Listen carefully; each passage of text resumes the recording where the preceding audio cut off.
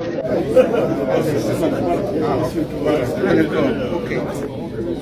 Donc,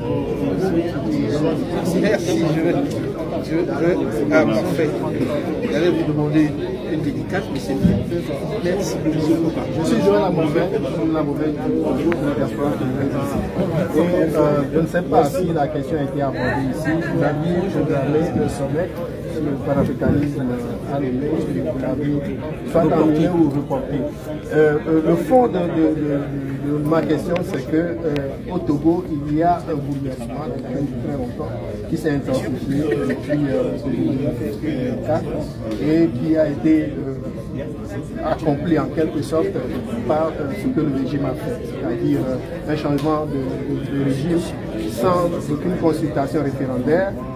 Il y a un tollé dans le pays, mais on ne voit pas de changement et il a été raconté que vous êtes derrière ce projet-là, que vous êtes le cerveau derrière ce projet, que vous êt conseiller de Fonia Simbe. Il y a des images qui circulent avec vous dans la proximité de Fonia Simbe.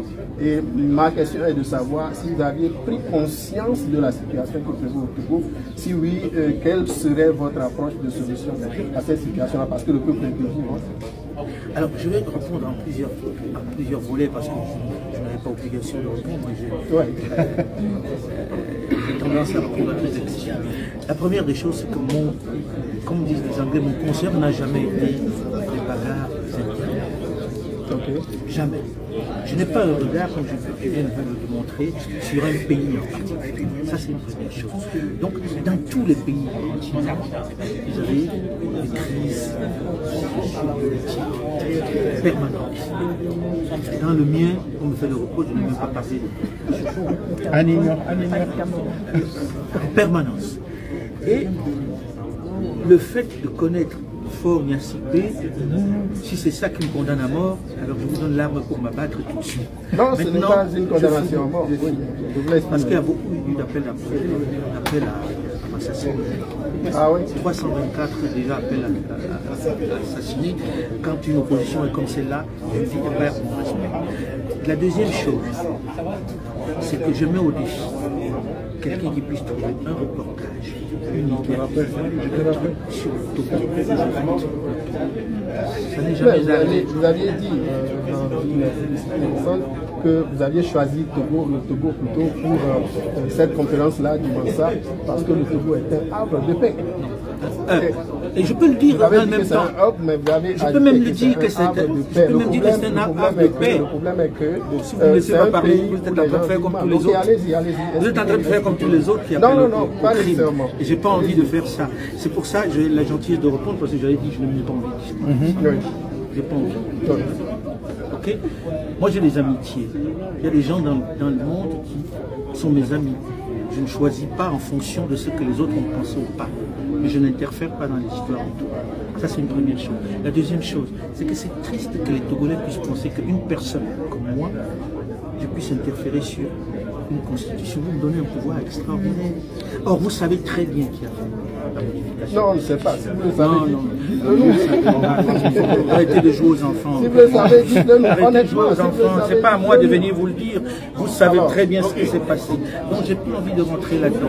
Ensuite, je dis, si quelqu'un me montre une interview avec Faure ici, ou un reportage de Foka sur le Togo, ou une interview où je l'aurais vanté, je le mets au défi.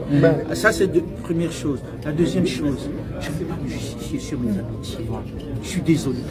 Vous ne trouvez pas que votre proximité avec lui est peut-être un peu coupable par rapport à ce qui accompli en quelque sorte par ce que le régime a fait, c'est-à-dire un changement de régime sans aucune consultation référendaire.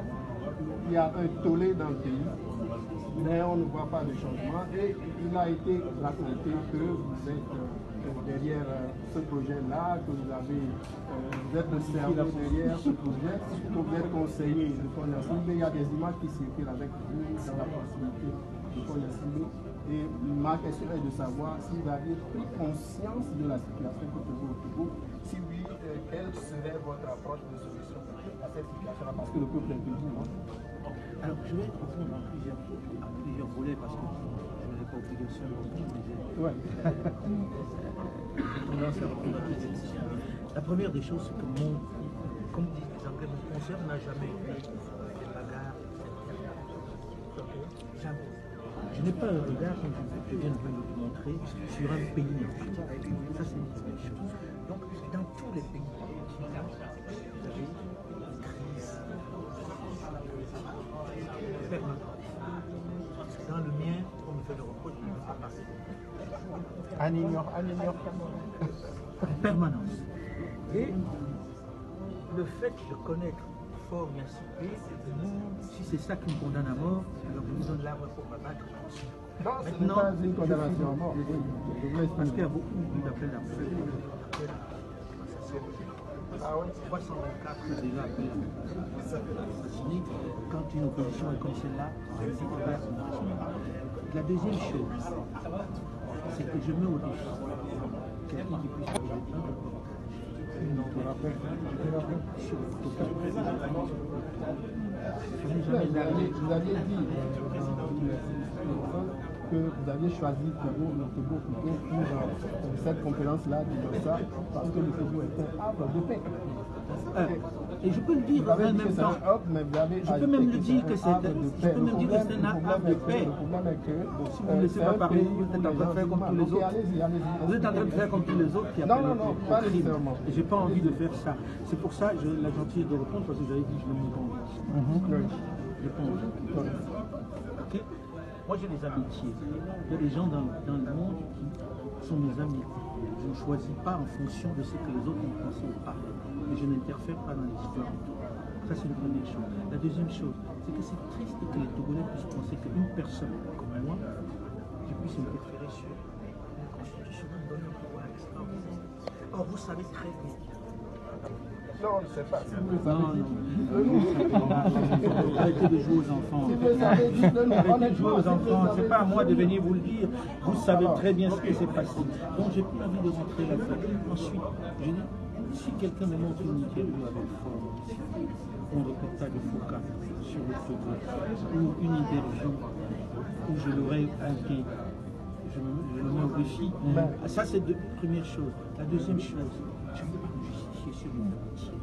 Je suis désolé.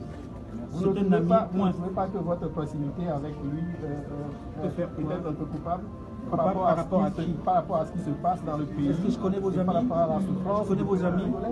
Non, mes amis non. Voilà, ben, on parle ici d'un peuple d'Afrique. Vous êtes le porte-voix du panafricanisme. Le Togo est une dictature, une vraie dictature en tout cas. Pas que le temps, écoutons. Il est urgent de mettre un terme à cette fonction qui a montré ses limites. Un chef doit être responsable devant le peuple. Il doit lui rendre compte. C'est pourquoi, à Mansa, nous pensons qu'il faut avoir le courage de mettre un terme de toute urgence à cette fonction de président de la République selon ce modèle. Le président omniprésent, omnipotent, omniscient, on en veut. Toujours dans la même vidéo, Monsieur Foka présente le système de gouvernance avec un régime parlementaire comme meilleur et mieux adapté aux Africains. Et par quoi le remplace-t-on, puisque chaque pays a besoin d'un chef? Le modèle que nous proposons est particulièrement disruptif, nous le reconnaissons. Nous devons aller vers un modèle où le chef de l'exécutif, que l'on pourra appeler Premier ministre, ou président de conseil, ou président de l'exécutif, doit être le chef du parti majoritaire issu des élections. Il ne peut désigner une personnalité ou un de ses partisans pour gouverner, non. Il doit être lui-même aux commandes. Il doit prendre sur lui de diriger le pays, de conduire l'exécutif, avec le soutien de sa majorité à l'Assemblée. Il doit aller au Parlement expliquer ce qu'il fait. Curieusement, et comme par hasard, le 5 mars 2024, au lendemain de la publication de la vidéo de M. Foka, certains députés à l'Assemblée nationale du Togo introduisent un projet de loi visant la révision de la Constitution, qui va faire basculer le pays du régime présidentiel au régime parlementaire. Le Togo passe à la 5e République. Les députés ont adopté dans la nuit de lundi à mardi une nouvelle constitution qui fait passer le pays à un régime parlementaire. Le point dans cette édition. On est donc en droit de s'interroger sur le rôle qu'a joué notre panafricain Alain Foka dans le chamboulement. Mais avant tout propos, on regarde cette vidéo. Les gens font un peu, effectivement, référence à pourquoi le Togo, parce qu'on ressent un peu peut-être comme une redondance du Togo dans ce que tu fais. Je pense que je n'ai jamais fait mystère, et je l'ai dit dans notre dernière rencontre, que j'ai une relation privilégiée, Dieu merci, et j'en suis flatté avec la famille Gnassingbé depuis des années. Jules, tu sais depuis combien d'années je connais cette famille-là, ça ne date pas d'aujourd'hui, et je viens dans ce pays depuis au moins 30 ans. Bien, et le Togo nous a fait l'honneur de nous accueillir, à la vérité. Est-ce que quelqu'un aurait dit non si on lui avait donné le moyen de venir installer sa structure Mansa de réflexion dans son pays? Je ne crois pas. J'assume ton amitié avec le président Faure Gnassingbé. Pourtant, il me souvient que tu m'avais dit que les chefs d'État n'ont pas d'amis et qu'on ne peut pas être ami d'un chef d'État. C'est vrai, on n'est pas vraiment ami d'un chef d'État. Moi, j'ai connu le président avant qu'il devienne président. Et je n'ai pas le sentiment aujourd'hui que ce soit juste l'amitié qui nous dit non. Je ne crois pas vraiment à l'amitié avec le chef de l'État. On peut collaborer avec, etc., etc. Mais il s'avère qu'on a négocié quelque chose, on veut être dans ce pays pour installer Mansa, il a dit oui, et il ne nous est pas hostile. Je ne pense pas que ce soit un débat là-dessus. J'assume cette amitié, j'assume cette proximité, si tu veux, juste pour le président en question, parce qu'il a préparé ça. Il a préparé sa modification constitutionnelle, il l'a faite, comme ça s'est fait, et on m'attribue ça. Bon. Je suis content de savoir que je suis aussi puissant. Si j'avais cette puissance-là, plus affirmée, parce que finalement, visiblement, on a gagné un galon. Et quand j'ai découvert, j'ai posé la question pourquoi on a arrêté ce monsieur. Sauf que ce monsieur était libéré, d'après ce que j'ai cru comprendre, il avait fait son mea culpa, et je n'entre pas dans ce débat-là. Et je ne sais pas, à un moment donné, qu'on comprenne que moi, je suis journaliste, et je suis leader d'opinion aujourd'hui. J'exprime des opinions positives. Comment on peut faire? Je fais des propositions. Elles peuvent être très mauvaises, hein, médiocres. Mais je propose, à partir de cette proposition,